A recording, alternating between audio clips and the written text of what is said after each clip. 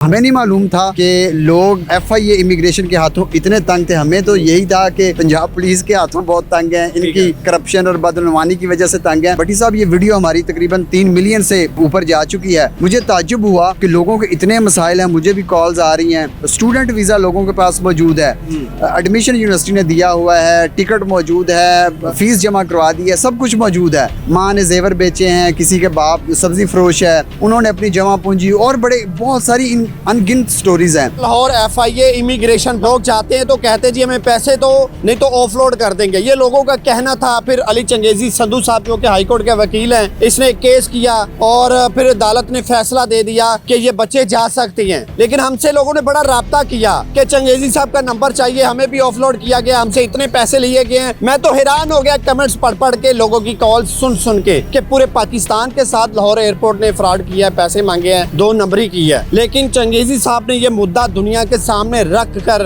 FIA को परेशान कर दिया, दुनिया को हैरान कर दिया कि एयरपोर्ट पे चल क्या रहा है। सबूत भी पड़े हुए हैं, लोगों ने हमें स्क्रीनशॉट सेंड किए, लोगों के पासपोर्ट जाया हो गए। सारी तहकीक ये बताएंगे। हुआ कुछ यूँ कि 2 मेरे क्लाइंट्स थे, पिटिशनर्स थे, वो जाते हैं अल्लामा इकबाल इंटरनेशनल एयरपोर्ट लाहौर। वहाँ पे उनके पास सारे डॉक्यूमेंट्स कंप्लीट थे, एयर टिकट था उनके पास, वैलिड पासपोर्ट था, वैलिड वीज़ा था, रिटर्न टिकट मौजूद था, होटल कंफर्मेशन मौजूद थी जहां उन्होंने स्टे करना था, शो मनी थी। तमाम तर कानूनी तकाजे पूरे करने के बावजूद भी FIA इमिग्रेशन ने बकौल उन साहिबान के FIA इमिग्रेशन ने उनसे 1.5 लाख रिश्वत का मुतालबा किया। जब उन बच्चों ने, उन साइलिन ने 1.5 लाख रिश्वत ना दी तो उनको ऑफलोड कर दिया गया, ऑफलोड सर्टिफिकेट इशू किया गया।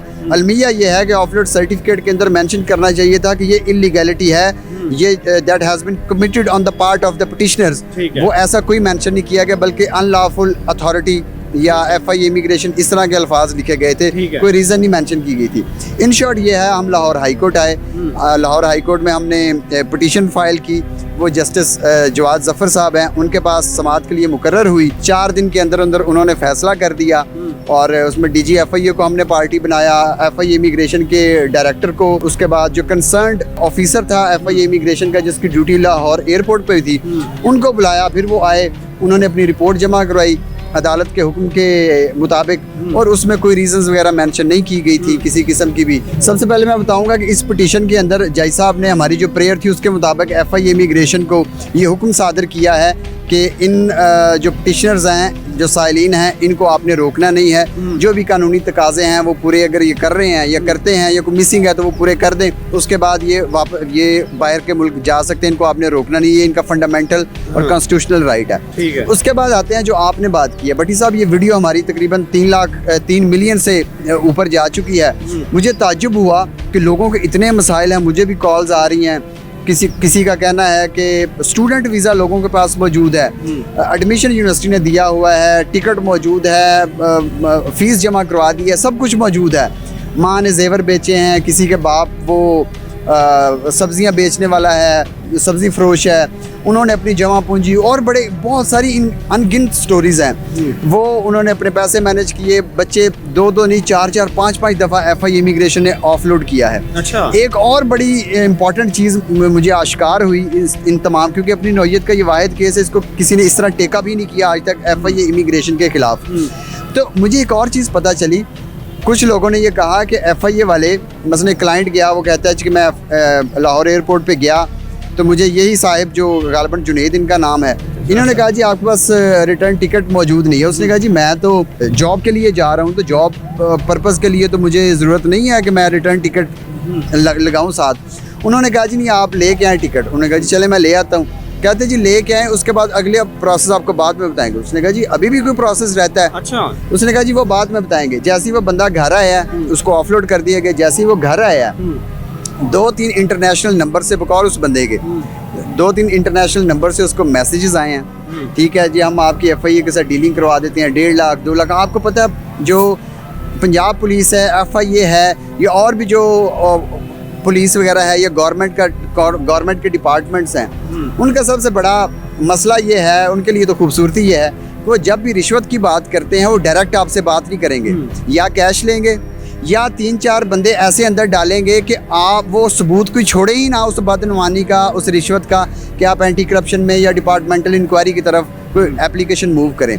तो इस तरह की बहुत सारी स्टोरीज हैं। देखें, हाई कोर्ट का ऑप्शन मौजूद है, हाई कोर्ट में आएँ, अदालतें आपके लिए मौजूद हैं। अदालतें, सिंध हाई कोर्ट में एक प्रेसिडेंट सेट हो चुका है। सिंध हाई कोर्ट में इसी तरह ऑफलोड किया गया, उस बंदे ने सिंध हाई कोर्ट में पिटीशन दायर की। ना सिर्फ उस पिटीशन के मुताबिक उस बंदे को जज ने कहा कि आपने FIA वाले इसको रोक नहीं सकते, ये बाहर जा सकता है, ये इसका फ्रीडम ऑफ मूवमेंट है।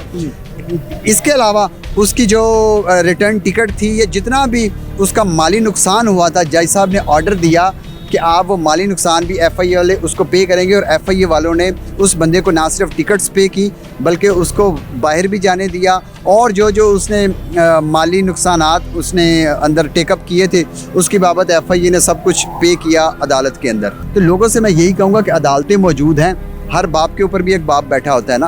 तो देखें, FIA इमिग्रेशन ने उन बच्चों को ऑफलोड किया, उनके ऊपर हाई कोर्ट बाप बैठा हुआ था। हाई कोर्ट ने, भट्टी साहब ये वीडियो हमारी तकरीबन 3 मिलियन से ऊपर जा चुकी है। मुझे ताज्जुब हुआ कि लोगों के इतने मसाइल हैं, मुझे भी कॉल्स आ रही हैं। किसी का कहना है कि स्टूडेंट वीज़ा लोगों के पास मौजूद है, एडमिशन यूनिवर्सिटी ने दिया हुआ है, टिकट मौजूद है, फ़ीस जमा करवा दी है, सब कुछ मौजूद है। माँ ने जेवर बेचे हैं, किसी के बाप वो सब्जियां बेचने वाला है, सब्ज़ी फरोश है, उन्होंने अपनी जमा पूंजी, और बहुत सारी अनगिनत स्टोरीज़ हैं। आप बाहर जाके गुजर बसर कर सकते हैं जितने दिन आपने रहना है, चाहे विज़िट वीज़े पे हैं या बिज़नेस वीज़े पे हैं, स्टडी वीज़े पे हैं। तो आपका क्रिमिनल रिकॉर्ड नहीं है, आप सूबाई या वफाकी गवर्नमेंट को मतलूब नहीं है, क्रिमिनल रिकॉर्ड नहीं है, वाच लिस्ट के अंदर आपका नाम नहीं है, एग्जिट कंट्रोल लिस्ट के अंदर अगर आपका नाम नहीं है, तो फिर FIA ये जुर्रत कर ही नहीं सकता कि वो अनलॉफुली किसी को ऑफलोड करे। जितना हो सकता है इस वीडियो को शेयर करें, और सारी तफसील आपके सामने। अब इमिग्रेशन को पैसा देने की ज़रूरत नहीं है, ख़ास करके एयरपोर्ट पे, चाहे वो लाहौर एयरपोर्ट हो या इस्लामाबाद, चाहे सिंध, कराची, कोई भी एयरपोर्ट हो, किसी को पैसा नहीं देना। अगर ऑफलोड किया जाता है, पैसों की डिमांड होती है, तो अदालतें बैठी हैं आप लोगों का इंसाफ करने के लिए। जी बट साहब, उसमें एक इम्पॉर्टेंट पॉइंट है कि वो स्टैंप्स, ऑफलोड की स्टैंप्स जो न्यू पासपोर्ट के ऊपर या जो ऑलरेडी जिनकी ट्रैवल हिस्ट्री मौजूद होती है, जिन इंटरनेशनल पैसेंजर्स की, उनके पासपोर्ट के ऊपर जो रेड ऑफलोड स्टैंप लगा दी जाती है, वो उनका कैरियर तबाह कर देती है, बर्बाद कर देती है। बहुत सारे लोग आए हैं, एक दफ़ा ऑफलोड हुए हैं, उसके बाद उनको हज के लिए भी नहीं जाने दिया गया। वो एहराम में उनको FIA इमिग्रेशन ने ऑफलोड किया है on the basis of assumptions कि ये बाहर जाके ये करेंगे, वो करेंगे। हाई कोर्ट में आए, प्रेयर अंदर ऐड करें कि ये जो FIA ने पासपोर्ट के ऊपर स्टैंप लगाई है, ऑफलोड किया है अनलॉफुली, इलीगली, अगर आपके पास डॉक्यूमेंट्स पूरे मौजूद हैं, तो हाई कोर्ट से रिक्वेस्ट करें कि वो इस स्टैंप की बाबत वो ऑर्डर करे कि ये अनलॉफुल है, इलीगल है, तो आपका ये मसला भी रिजॉल्व हो जाएगा। चलें जी, इस बहादुर जवान वकील को मेरा भी सलाम है, और आप लोगों ने बड़ी तारीफ़ की है, तो आज ये जवान आप लोगों के सामने खड़ा है, आप लोगों के साथ हमेशा खड़ा रहेगा। अपने मेज़बान अंसर भट्टी को दीजिए इजाज़त। अल्लाह हाफ़िज़।